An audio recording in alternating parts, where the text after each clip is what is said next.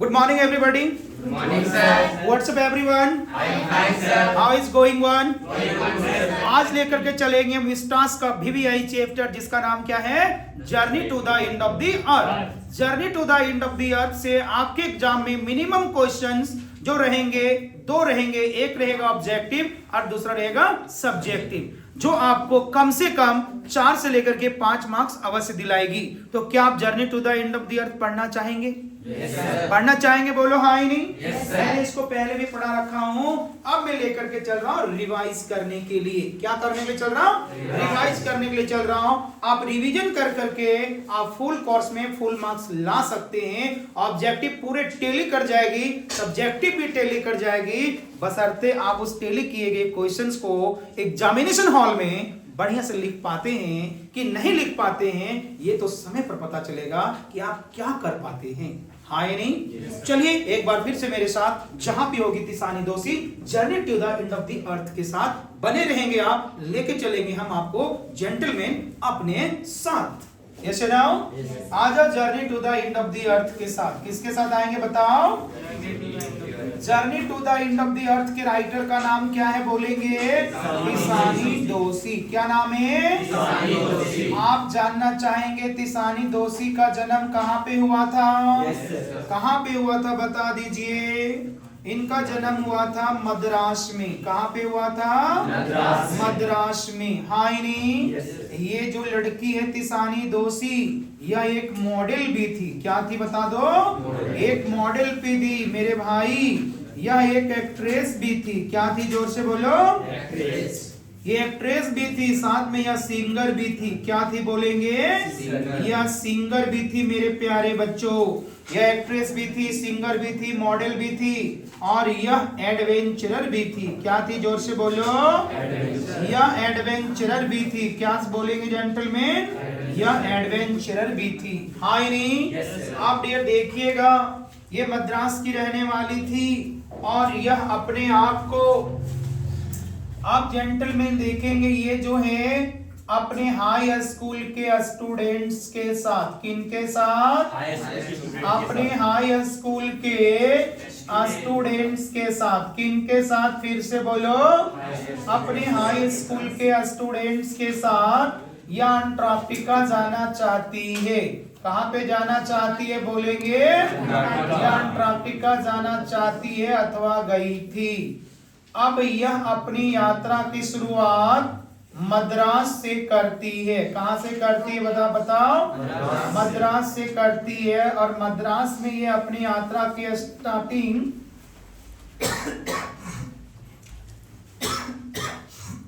मद्रास में ये अपनी यात्रा की स्टार्टिंग करती है 13.09 डिग्री इक्वेटर से।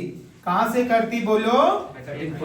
ये मद्रास में अपनी यात्रा की स्टार्टिंग 13.09 डिग्रीज के नॉर्थ इक्वेटर से करती है। कहां से करती बताओ? North Equator. तिसानी दोषी अंटार्कटिका के लिए अपनी यात्रा की शुरुआत मद्रास में नॉर्थ इक्वेटर के 13.09 डिग्री से करती है और यह जेंटलमैन वहां से जब चलती है तो ये 9 टाइम जोन्स, कितना टाइम जोन्स बताओ? ये 9 टाइम जोन्स। कितना टाइम जोन्स? किससे बोलो? 9 टाइम जोन्स और 6 चेक पॉइंट्स। कितना चेक पॉइंट्स? 6 check points. फिर से बोलेंगे कितना चेक पॉइंट? 6 चेक पॉइंट्स और इसके अलावे 3 बॉडीज ऑफ वाटर। कितना bodies of water? 3 bodies of water. फिर से बोलो कितना bodies of water? 3 bodies of water. कितना बॉडीज ऑफ वाटर? और उतना ही इकोस्फेयर। कितना इकोस्फेयर? उतना ही इकोस्फेयर। कितना इकोस्फेयर?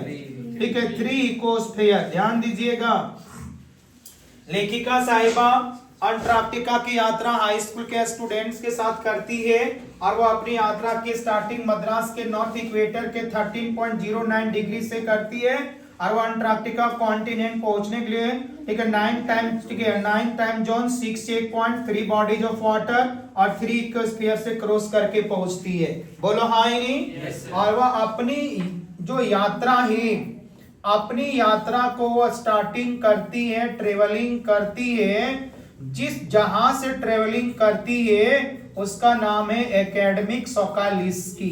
क्या नाम है बताओ? एकेडमिक सोकालिस्की। क्या नाम है बताओ? एकेडमिक सोकालिस्की। उसकी जहाज है, जो जहाज थी उसका नाम है रशियन रिसर्च। क्या नाम है? उसकी जहाज का नाम है रशियन रिसर्च। क्या नाम है बताएंगे? रशियन रिसर्च एकेडमिक सोकालिस्की। और वह यात्रा जो शुरुआत करती है वो साल के शुरुआती दौर में करती है। कौन सा दौर में करती है बताओ? वह अपनी यात्रा की शुरुआत साल के शुरुआती दौर में करती है और वह अपनी यात्रा की शुरुआत रशियन रिसर्च जहाज जिसका नाम क्या है? एकेडमिक सोकालिस्की से करती है। बोलो हाँ या नहीं? और वह अपनी यात्रा की शुरुआत मद्रास के भूमध्य रेखा के 13.09 डिग्री से करती है। और वो यात्रा कहाँ के लिए कर रही थी जानना चाहोगे? बोलो हाँ या नहीं? कहाँ के लिए कर रही थी बताओ? अंटार्कटिका कॉन्टिनेंट के लिए कर रही थी। कौन सा कॉन्टिनेंट के लिए कर रही थी? अंटार्कटिका कॉन्टिनेंट के लिए कर रही थी।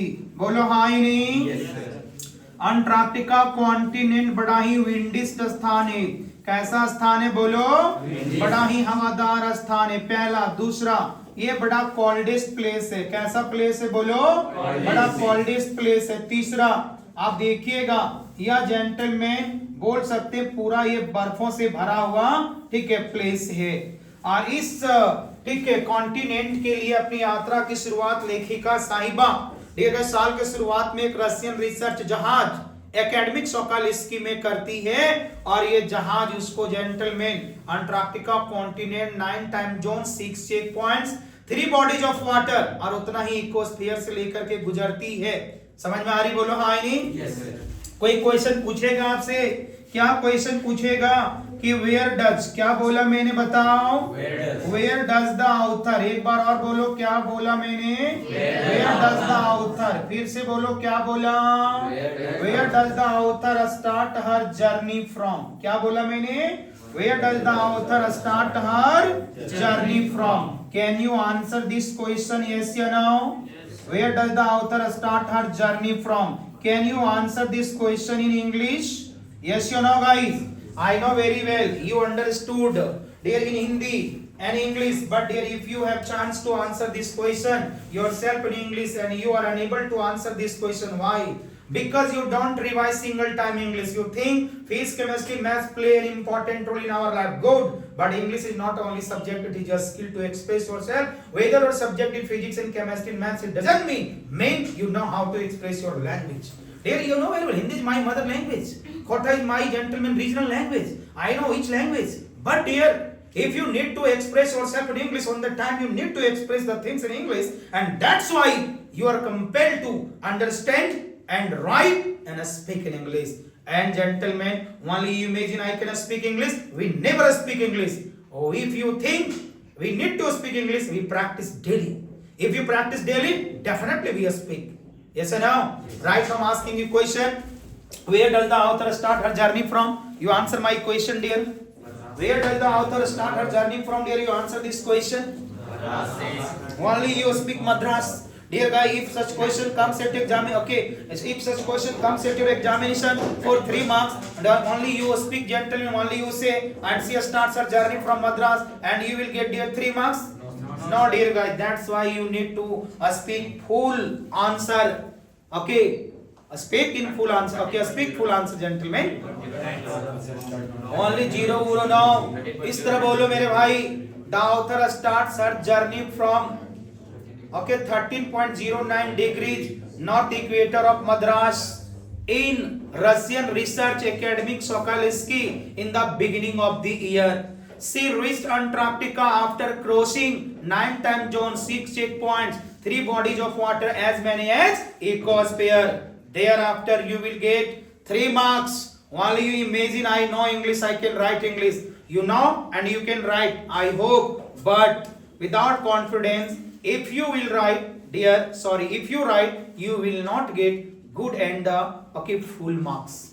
मेरी बात समझ में आ रही है? बोलो ना हाँ ही नहीं। Yes, sir. समझ में तो आती सब है सर, लेकिन बोल नहीं पाते सर। क्यों नहीं बोल पाते? क्योंकि यहाँ का माइंड मेकअप है क्लास 11th और 12th में कि हम लोग के लिए सबसे ज्यादा जरूरी क्या है, फिजिक्स केमिस्ट्री मैथ्स। अभी सब पूरा पढ़ गया उसके ऊपर। मेरे भाई आप फिजिक्स भी पढ़ रहे थे, इंग्लिश नहीं पढ़ रहे, केमिस्ट्री पढ़ रहे थे, इंग्लिश पढ़ रहे, आपको लग रहा है डियर कि चलो ठीक है आप समझ पाते उसको हिंदी में, और डियर उसको रट रूट के मेहनत करके प्रैक्टिस करके हम लिख लेते। लेकिन मेरे भाई आपको थोड़ा सा इस पे ध्यान देना पड़ेगा इंग्लिश में। आपको ध्यान देने का समय है क्या? कोई ध्यान देने का समय नहीं, आपको सीधा रटना ही पड़ेगा। अब जेंटलमैन क्लिक द फोटो, इसको हटाएंगे, सेव नहीं करेंगे ज्यादा नहीं, ठीक है? इसको हटाएंगे मेरे भाई, जो क्लिक द फोटो जेंटलमैन की सेव कर दे, बताओ स्क्रॉल करिए इसको, वो तो हो जाएगा, वो करेंगे हम, वो तो जानते हैं। चलो डियर देखेंगे यहाँ पे, चलो ठीक है जेंटलमैन आ जाओ। Dear are you ready? ऐसे ना अब डियर एक पैराग्राफ बताया, वो कहां से स्टार्ट करी, कैसे स्टार्ट करी, बोलो हाँ ही नहीं। अब लेके चलते जेंटलमैन, क्या लेके चलते देखिएगा मेरे भाई। लेखिका साहिबा अंटार्कटिका कॉन्टिनेंट पहुंचती है। कौन पहुंचती जेंटलमैन? अंटार्कटिका पहुंचती है। कौन पहुंचती मेरे भाई बताओ? लेखिका साहिबा अंटार्कटिका कॉन्टिनेंट पहुंचती है। कहां पे पहुंचती है बताओ? अंटार्कटिका कॉन्टिनेंट पहुंचती है। ये कितने घंटे की यात्रा करने के बाद अंटार्कटिका कॉन्टिनेंट पहुंचती है? 100 आवर्स। हाँ ही नहीं? कौन सी कॉम्बिनेशन से वहां जाती है ये? सबसे पहले ये कार से स्टार्ट करती है अपनी यात्रा को, फिर उसके बाद ये अपनी यात्रा को स्टार्ट करती है एरोप्लेन से। किनसे करती बताओ? एरोप्लेन से। और फाइनली ये पानी वाली जहाज से भी अपनी यात्रा करती, दैट इज शिप से। बोलो हाँ ही नहीं? yes, उसके बाद मेरे प्यारे बच्चों, ये जब वहां पे पहुंचती है 100 घंटे की यात्रा करने के बाद, तो इसको बड़ा रिलैक्स महसूस होता है। और जब वहां पे ये वाइट, क्या बोला डियर?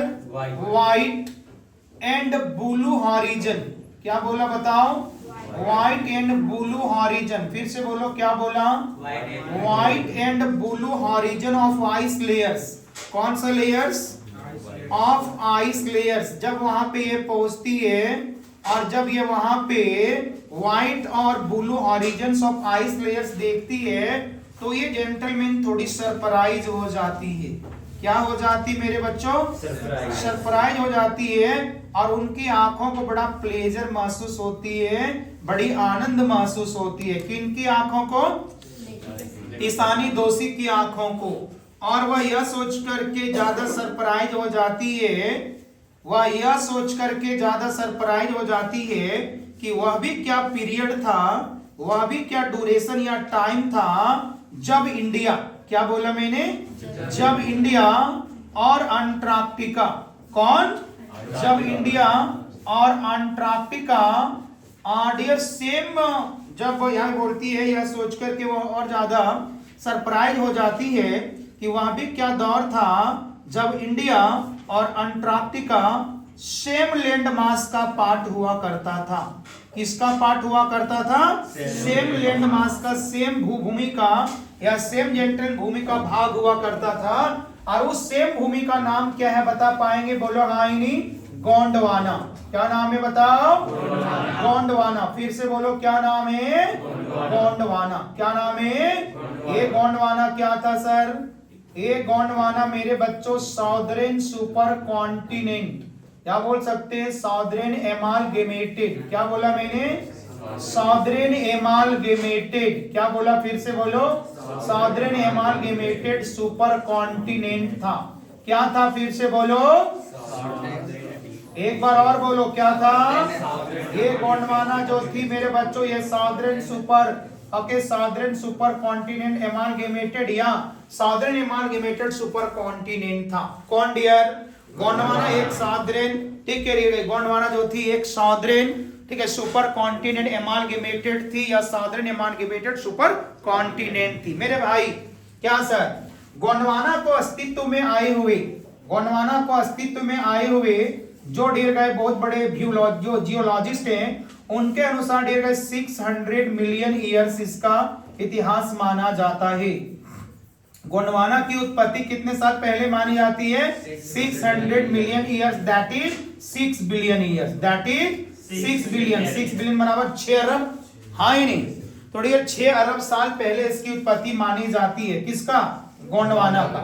जब गोंडवाना की जेंटलमैन चट्टान थी, एमालगेमेटेड थी, ध्यान रखिएगा, तो डियर उसमें जो पाई जाती थी पूरी पृथ्वी पे, वो पाई जाती थी फ्लोरा एंड फाउना। क्या पाई जाती थी बताओ? फ्लोरा एंड फाउना पाई जाती थी। क्या पाई जाती थी बोलो? Flora and fauna. मेरे बच्चों, फ्लोरा एंड फाउना पाई जाती थी, उसमें पाई जाती थी डायनासोर। क्या पाई जाती थी बताएंगे? डायनासोर। एक बार और बताओ, क्या पाई जाती थी?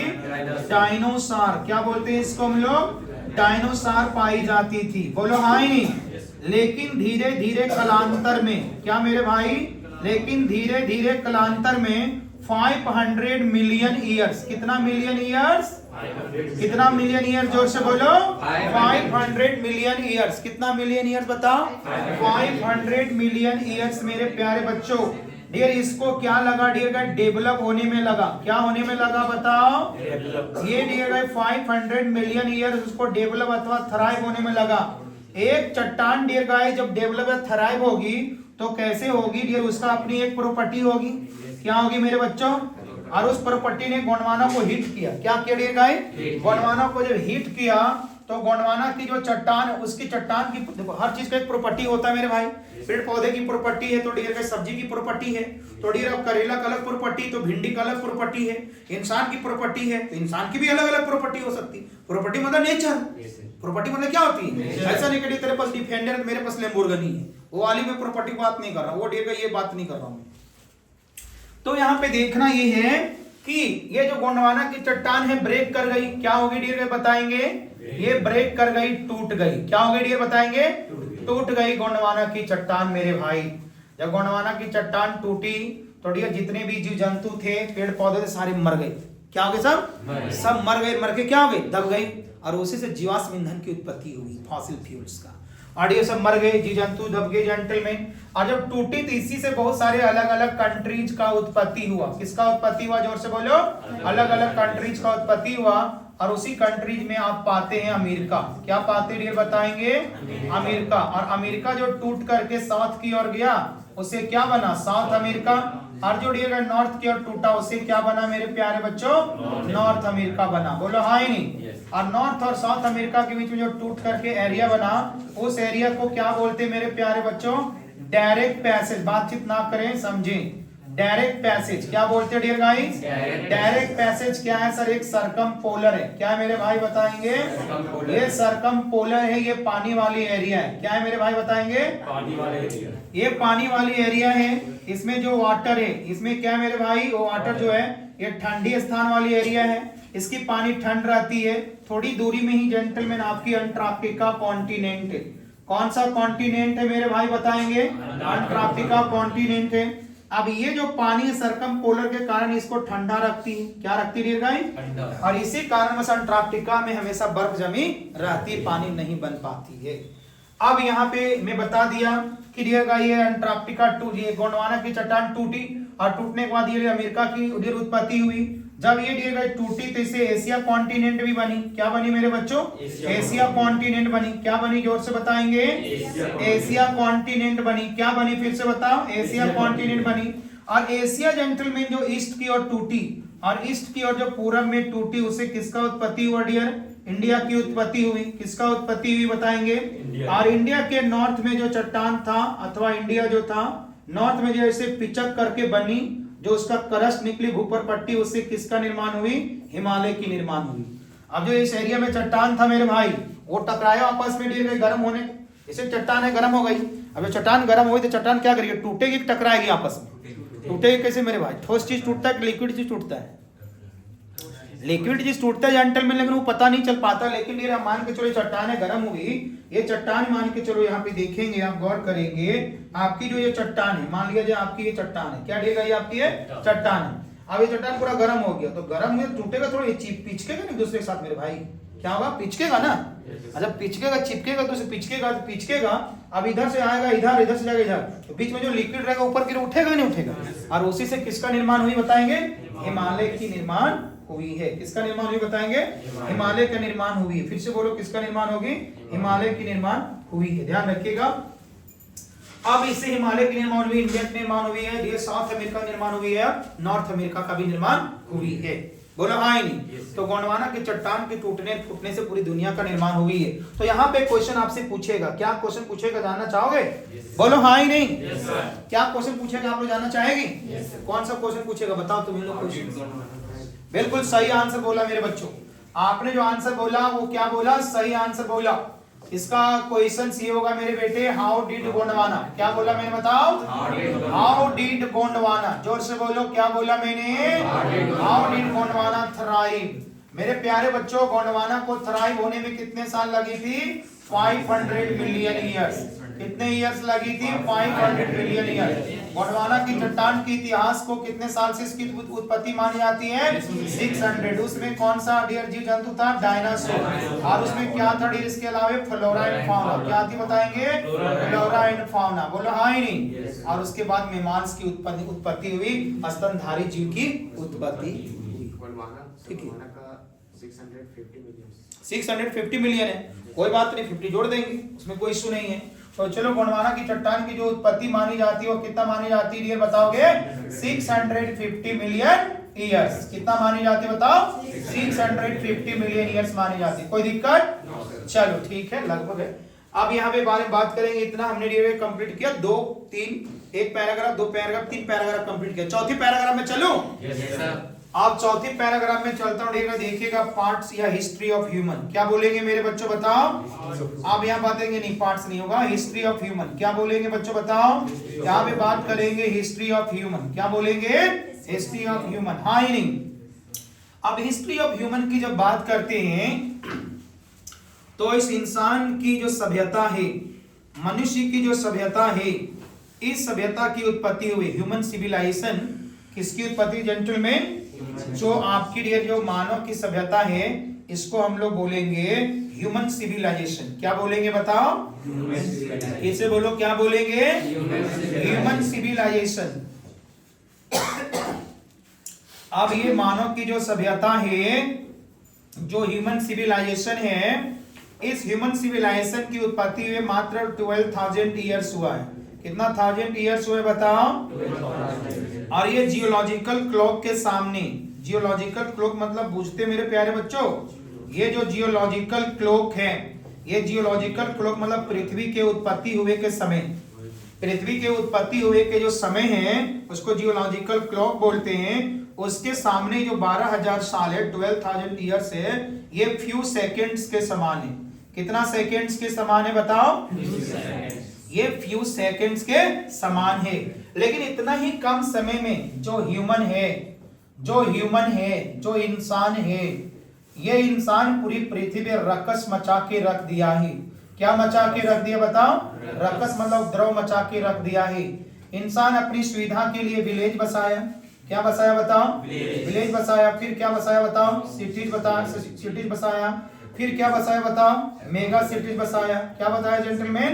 मेगा सिटीज बसाया। और डियर इंसान जो है अपनी सुविधा के लिए ये गांव बसाया, शहर बसाया, बड़ा शहर बसाया, कल कारखाने भी खोले। और इंसान डियर अपनी सुविधाओं के लिए, किनके लिए जेंटलमैन? इंसान डियर अपनी सुविधाओं के लिए, ध्यान रखिएगा, इंसान अपनी सुविधाओं के लिए डियर, इंसान अपनी सुविधाओं के लिए कल कारखाने भी खोला।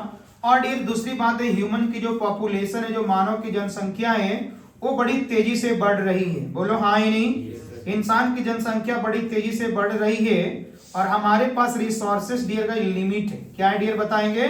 रिसोर्सेस हमारे पास लिमिट है और जिसके वजह से जेंटलमैन हम अपने रिसोर्सेस को ज्यादा यूज करके हम डियर क्या कर रहे हैं, इस पूरी पृथ्वी पे कार्बन डाइऑक्साइड का, किसका मेरे भाई? कार्बन डाइऑक्साइड का, दैट इज CO2। यही ना होता डियर गाइस? तो कार्बन डाइऑक्साइड का जेंटलमैन हम लोग क्या कर रहे हैं? लेयर को बढ़ा रहे हैं। क्या कर रहे हैं मेरे भाई बताएंगे? इसकी लेयर को डियर हम लोग बढ़ा रहे हैं और इसकी लेयर के बढ़ने की वजह से हमारी ग्लोबल वार्मिंग बढ़ रही। क्या बढ़ रही मेरे बच्चों बताओ? हमारी ग्लोबल वार्मिंग बढ़ रही है। क्या बढ़ रही बताएंगे? हमारी ग्लोबल वार्मिंग बढ़ रही है। बोलो हाँ ही नहीं। समझो, ये जो हमारी डियर ह्यूमन रिसोर्सेस है, ये डियर जब सॉरी फॉर दैट, हमने जेंटलमैन देखेंगे पृथ्वी की उत्पत्ति हुआ, फिर इंसान में आते हैं। इंसान की उत्पत्ति जेंटलमैन बहुत लाखों वर्ष पूर्व मानी जाती है। लेकिन मानव सभ्यता, जब मानव ने डेवलप किया खुद को, तो मानव सभ्यता की उत्पत्ति 12,000 साल मानी जाती है, जो पृथ्वी की उत्पत्ति हुए समय के सामने डियर कुछ ही सेकंड है। लेकिन इसी कुछ सेकंड में इंसान ने पृथ्वी के ऊपर उपद्रव मचा दिया, अपनी सुविधा के लिए गांव शहर बड़ा शहर बसाया अपनी सुविधाओं के लिए। उसने डियर गाइस जब पूरा कल कारखाने खोला, रिसर्च किया, और डियर उसके अलावा इंसान की जो जनसंख्या बड़ी तेजी से बढ़ रही है, हमारे पास रिसोर्सेस कम है और हम उसी रिसोर्सेस को बहुत ज्यादा पैमाने पे अपनी सुविधा के खातिर यूज कर रहे हैं, जिससे कार्बन डाइऑक्साइड की लेयर बढ़ रही है, जो ग्लोबल वार्मिंग को बढ़ा रही है। और ये जो ग्लोबल वार्मिंग अगर बढ़ेगी, तो ग्लोबल वार्मिंग अगर बढ़ेगी तो इसका जो इम्पैक्ट है, क्या बोला मेरे प्यारे बच्चों, इसका जो इम्पैक्ट है, इसका इम्पैक्ट तो अभी आपको यहाँ समझ में नहीं आएगा, लेकिन इसका इम्पैक्ट का अंदाजा आपको कहां पे लगेगा मेरे भाई, अंटार्कटिका कॉन्टिनेंट में लगेगा। कहां पे लगेगा बताओ, इसका डियर आपका जो इम्पैक्ट है, इसका इम्पैक्ट का पता कहां चलेगा, अंटार्कटिका कॉन्टिनेंट में चलेगा। सर कैसे चलेगा अंटार्कटिका कॉन्टिनेंट में, क्योंकि अंटार्कटिका कॉन्टिनेंट में सिर्फ क्या है मेरे भाई, आइस है। जोर से बोलो क्या है मेरे भाई बताओ, यहाँ पे डियर है आइस है। क्या है जेंटलमैन, जोर से बोलो, आइस है। कहां पे डियर, अंटार्कटिका कॉन्टिनेंट में।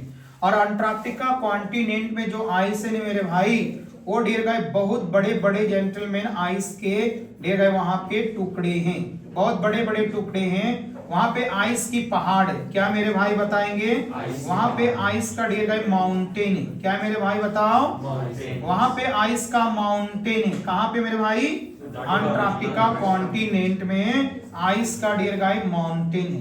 कहां पे जेंटलमैन बताएंगे, अंटार्कटिका कॉन्टिनेंट में आइस का माउंटेन है। और वो आइस के बड़े बड़े, इतने बड़े बड़े वहां पे चट्टान है, जितना बड़ा डियर गाय बेल्जियम देश का क्षेत्रफल है। बेल्जियम एक देश है, यूरोपीय कंट्री है बेल्जियम, आप जानते, बोलो हाँ ही नहीं। जैसे डियर गाय एक अफ्रीकाई कंट्री जैसे जिम्बाब्वे है, तो डियर और भी कंट्री सूडान वगैरह है, तो डियर यूरोपीय कंट्री जिसका नाम क्या है मेरे भाई, बेल्जियम। तो बेल्जियम देश का क्षेत्रफल जितना है उतना बड़ा, वहां पे बर्फों की डियर क्या है, टीला है या पहाड़ है। कहां पे मेरे भाई, अंटार्कटिका कॉन्टिनेंट में। अगर डियर मान लिया जाए ग्लोबल वार्मिंग बढ़ेगी, क्या बढ़ेगी मेरे बच्चों, ग्लोबल वार्मिंग बढ़ेगी। और अगर ग्लोबल वार्मिंग बढ़ेगी तो हीट बढ़ेगी। हीट मतलब समझ लो टेम्परेचर, जब टेम्परेचर बढ़ेगी तो ऐसा भी हो सकता है कि अंटार्कटिका कॉन्टिनेंट में बर्फ पिघल जाएगी। क्या हो जाएगी डियर, और जब अंटार्कटिका कॉन्टिनेंट में बर्फ अगर पिघल जाएगी, पिघलना का इंग्लिश क्या होती है, मेल्ट होती है। अगर ये पिघल जाएगी तो इससे पता चलता है कि जो सी, जो आपका सी है डियर गाय, जो समुद्र लेवल है, जो पानी की लेवल हो सकता है क्या हो जाएगी डियर, बढ़ जाएगी। क्या हो जाएगी बताओ मेरे प्यारे बच्चों, बढ़ जाएगी। अगर समुद्र में पानी की लेयर बढ़ जाएगी तो पहले शुरू में अगर ये बर्फीले पानी है, तो वहां की जो समुद्री पानी है, अगर समुद्री पानी पूरी ठंडा हो जाएगी तो उसमें रहने वाले जितने भी मरीन एनिमल से, कौन सा एनिमल से मेरे प्यारे बच्चों, जो मरीन एनिमल से, तो हो सकता है कि डियर का उसकी बॉडी उतनी ठंडे को डियर का एडिक्ट ना कर पाए। कर लेगी एडिक्ट का, एडॉप्ट कर लेगी क्या, और एडॉप्ट नहीं करेगी तो हो सकता है मर जाएगी। और आपको लग रहा है सर समुद्री जीव जंतु मरेगी तो उससे क्या दिक्कत है, मेरे भाई अब ऐसा नहीं सोचिए। समुद्री जीव जंतु मरेगी तो हो सकता है कि पूरे के पूरे जो इकोसिस्टम है गड़बड़ा जाएगा। आपको लगता है कि इंसान की कनेक्शन समुद्री जीव जंतु से नहीं है, लेकिन कहीं ना कहीं है। ये रिसर्च की विषय है, ये डियर समझने की विषय है। तो डियर अगर ये होगा तो ये मरीन एनिमल्स मर जाएंगे, तो डियर यहाँ पे खतरा बढ़ जाएगा इकोसिस्टम के लिए। और जब समुद्र की लेवल बढ़ेगी, समुद्र में पानी की लेवल बढ़ेगी, तो हो सकता है कि ये जो आपकी पृथ्वी है और आपकी जो देश है वो क्या हो जाएगी, पानी में डूब जाएगी। तो इससे इंसान की जीवन भी खतरे में है। किससे, किसका जीवन खतरे मेरे भाई, इंसान का जीवन भी खतरे में, बोलो हाँ ही नहीं। अब इंसान के जीवन खतरे में तो इंसान मर सकता है। इंसान ये डायनासोर के जैसा क्या हो सकता है, समाप्त हो सकता है। ये हो सकता है और ये नहीं भी हो सकता है, लेकिन ये सोचने की विषय है। अब मैं आगे बढ़ूं, बोलो हाँ ही नहीं। अब हम आपको लेकर के चलते हैं जेंटलमैन, कहां पे लेके चलते देखिएगा। अब लेके चलते हैं यहाँ पे तिसानी दोषी के साथ, कि तिसानी दोषी अपनी यात्रा, तिसानी दोषी की जो यात्रा है, तिसानी दोषी की जो जर्नी है, क्या मेरे बच्चों बताएंगे, तिसानी दोषी की जो जर्नी है, ये जर्नी कैसा रहा, इसके बारे में हम लोग चर्चा करेंगे। हाँ ही नहीं, तो इतना समझ में आई, पहले बोलो हाँ ही नहीं। अब थोड़ा मैं क्वेश्चन देख लूं, थोड़ा सा क्वेश्चन देख लेता हूं, फिर आगे पढ़ाऊंगा। एक पैराग्राफ बचा हुआ है, ज्यादा यहाँ पे पैराग्राफ हमारा बचा हुआ नहीं है। तो डियर यहाँ पे देखेंगे थोड़ा सा, हम लोग थोड़ा सा गौर करेंगे मेरे प्यारे बच्चों, ठीक है।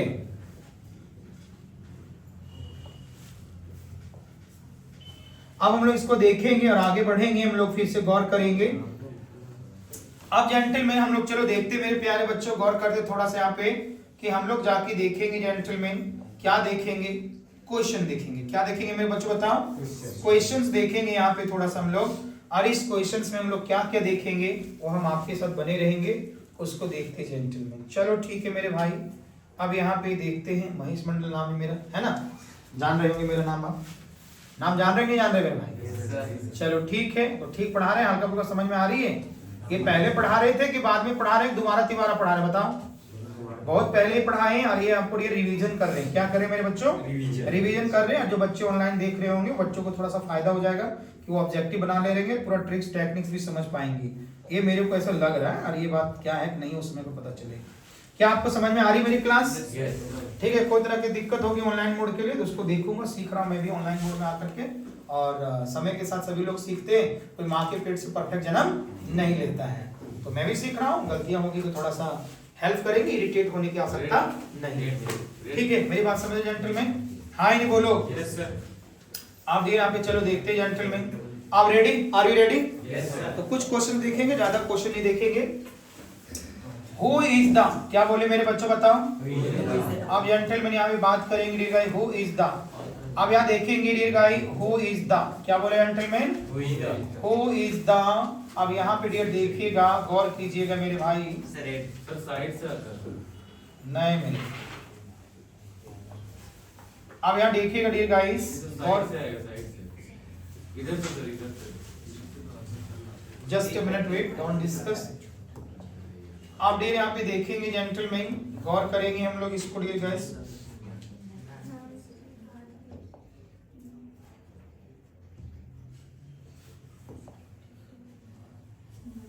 हाइलाइटर का यूज कर लीजिए सर, कलर वाला। Sorry for that. Wait, just a minute. Wait, don't irritate. Okay, softly. You keep patience, right?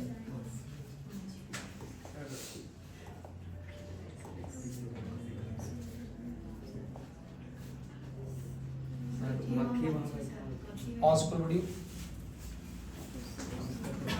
कर जाएगा रुक दे, रुक दे। माखी से क्या हो जाता है? सब भी नहीं चलेगा। जाना कहाँ? बहुत बार डिस्टर्ब करते हैं। हाँ, मक्खी मार ये से आगे ना? Yes sir. ये भाई हाँ बहुत डिस्टर्ब कर रहा है। आप चलो डियर स्टार्ट करो। Who is the author? क्या बोले dear guys? Who is the author of Journey to the End of the Earth? आप ये तिसानी दोषी के बारे में जान रहे होंगे, बहुत ही बेहतरीन, ये बहुत ही बेहतरीन जेंटलमैन। ये कवित्री साहिबा थी, सॉरी लेखिका साहिबा थी, मद्रास की रहने वाली थी। The chapter describes your journey to which continent मेरे भाई? अंटार्कटिका। कौन डियर? अंटार्कटिका। द ऑथर, तीसरा क्वेश्चन में चलते हैं। The author was part of which programme? जो ये लेखिका साहिबा है ये कौन सी प्रोग्राम की पार्ट थी? तो dear Antarctica students on ice programme. हाँ नहीं? Yes sir. समझ में आ रही ना? Yes sir. अब यहाँ पे डियर देखिएगा, गौर कीजिएगा कि हम लोग इसको जेंटलमैन जो देख रहे हैं इसके ऊपर गौर करेंगे। चौथी क्वेश्चन, द जर्नी बिगिन, क्या बोला मैंने? The journey begin from which place? तो कहां से करी थी बता मेरे भाई? ये जेंटलमैन अपनी जो जर्नी की डियर का जो स्टार्ट कर, the journey begin from which place? Sydney, New Zealand, और ये क्रिस्ट चर्च और हॉबार्ट। तो ये क्रिस्ट चर्च से करी थी। कहां से करी थी? जो मद्रास में पढ़ती। कहां पे पढ़ती है? मद्रास में पढ़ती। नया क्वेश्चन नया आंसर। हाँ ही नहीं, आज तक हम लोग इसको सुने नहीं थे ना देखे थे। तो क्रिस्ट चर्च एक बार कंफर्म हो लेंगे हम लोग, ऐसा नहीं कि जेंटलमैन जान गए तो इसके मतलब डियर आप ये सोचिएगा कि डियर हम जान गए तो हम इसको नहीं देखेंगे, देखना जरूरी है। The purpose of the students on ice programme was to, जो स्टूडेंट्स लोगों की प्रोग्राम थी बर्फ पर, उसकी क्या डियर गाइस उद्देश्य था या उद्देश्य है? तो क्या उद्देश्य था मेरे भाई बताएंगे? Create awareness about climate change. जो हमारी क्लाइमेट चेंज हो रही है उसके प्रति स्टूडेंट्स के अंदर ये गाइस जागरूकता को क्रिएट करनी थी, हाँ ही नहीं। अब यहाँ क्वेश्चन है कि how many students were part of the expedition. इस जो जेंटलमैन जो आपकी ये स्टूडेंट्स वन आइस प्रोग्राम यात्रा है, इस पे कितने स्टूडेंट्स थे मेरे भाई? जोर से बोलो डी भाई। 52 स्टूडेंट्स थे। कितने स्टूडेंट थे? 52 स्टूडेंट्स थे। बोलो हाँ ही नहीं। Antarctica is described as a place without, hello इधर देखो, Antarctica is described as a place without, जो अंटार्कटिका है ये इसका वर्णन किया जाता है किसके बिना? Human population. यहाँ पे ह्यूमन पॉपुलेशन नहीं था। कहां पे मेरे भाई? Antarctica holds what percentage of the world size. Antarctica continent जो है ये पूरे दुनिया की कितना प्रतिशत बर्फ अपने अंदर ढक के रखी है? तो 90%। 90%। कितना परसेंट मेरे भाई? 90%। The author calls Antarctica the place where, the author calls Antarctica the place where, लेखिका साहिबा अंटार्कटिका स्थान के बारे में वर्णन करती है या कहती है, तो the author calls Antarctica the place where, लेखिका साहिबा अंटार्कटिका के बारे में कहती है जहां क्या बढ़ेगा? जहां जेंटलमैन बोलती है लाइफ बिगेन, ये गलत, जहां पे जीवन शुरुआत होती गलत है। अर्थ हिस्ट्री ओके जेंटलमैन, जहां पे डियर पृथ्वी की इतिहास छिपी हुई है। और ह्यूमंस फर्स्ट इवॉल्व डियर, ये गलत है। और डियर क्लाइमेट इज स्टेबल, जहां पे डियर क्लाइमेट स्टेबल है, ये भी गलत है। जहां पे डियर पृथ्वी की पूरी इतिहास दबी हुई है ना डियर गाइस। तो कभी भी क्वेश्चन थोड़ा टफ रहेंगे, वहां पे सावधानी बरतना होगा। ऐसे नहीं कि सबको रेल ले जाएंगे, ऐसा होता है क्या? नहीं मेरे भाई। अभी हम लोग झारखंड के बच्चों को पढ़ा रहे हैं, इसलिए थोड़ा सा हम लोग अपना थोड़ा सा रीजनल लैंग्वेज के इस्तेमाल करते से रेल जा रहे हैं, समझ ली ना समझ ली रहे, है ना, बुझली ना बुझली रहे, ये सब रीजनल लैंग्वेज हम लोग की है, इसलिए थोड़ा ध्यान रखेंगे आप लोग भी। अब अगला क्वेश्चन है what does the author mean by time has stood still. यहाँ पे क्वेश्चन है कि what does the author mean by time has stood still, समय ठहर गया है। समय क्या हो गया है? अभी भी ठहरा हुआ है। No clocks work there, the land is untouched for millions of years, no day and night cycle, extreme cold stops moving। यहाँ पे बोल रही लेखिका साहिबा कि what does the author mean by, लेखिका साहिबा के जो यहाँ पे statement time has stood still, यहाँ पे समय ठहरा हुआ, इसका क्या मतलब है? तो इसका मतलब क्या है? No clocks work there, no clocks work there, वहां पे कोई समय काम नहीं कर रही है, ये बात है। कि dear the land is untouched for millions of years, dear ये जेंटलमैन गलत है। नो डे, वहां पे ऐसा है कि डियर लाखों वर्ष से वहां पे कोई भी व्यक्ति उस जगह को नहीं गया, ऐसा तो नहीं है, वहां तो जा ही रहा है। No day and night cycle, वहां पे डियर दिन नहीं होती है और नाइट नहीं होती है, दिन और रात नहीं होती है। तो डियर दिन और रात जेंटलमैन जो है, no day and night cycle, वहां पे डियर दिन और रात की साइकिल नहीं होती। डियर गाइस दिन और रात की साइकिल वहां पे नहीं होती, वहां होती क्या? 6 महीने की रात होती है, 6 महीने की दिन होती है, यही ना मेरे भाई। तो डियर गाइस भी रखेंगे एक्सट्रीम कोल्ड स्टॉप्स, वहां पे अत्यंत ठंडी है जेंटलमैन, वहां पे अत्यंत ठंडी की मोमेंटम होती रहती है। तो डियर मेरे क्या टाइम हैज स्टूड स्टिल, तो डियर गाइस वहां पे बोलेंगे ये आंसर सही होगा। डियर गाइस कौन सा आंसर सही होगा मेरे भाई? देखेंगे no day and night cycle, वहां पे डियर गाइस दिन और रात की साइकिल नहीं होती, इसलिए वहां पे टाइम क्या है? ठहर जाती है। क्या होती? टाइम ठहर जाती है। Time has stood still, time वहां पे बिल्कुल ठहरी हुई है। तो डियर वहां पे 6 महीने की अगर रात हो रही है और 6 महीने की दिन हो रही है, तो टाइम हैज स्टूड स्टिल। बोलो हाँ ही नहीं, होगी कि नहीं होगी? तो इसका आंसर कौन होगा जेंटल बता? No day and night cycle, हाँ ही नहीं। तो आज की क्लास हम लोग यहीं तक रुकेंगे। थैंक यू, धन्यवाद। तो और डेर हम लोग